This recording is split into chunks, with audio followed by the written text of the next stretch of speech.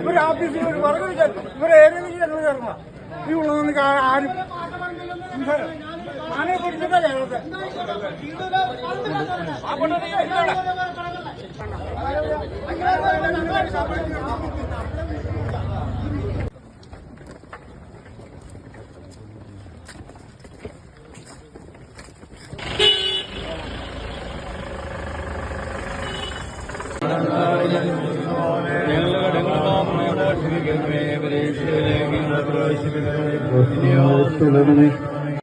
അഭയം നീ നൽകണമേ മൃതനായുസ്സം.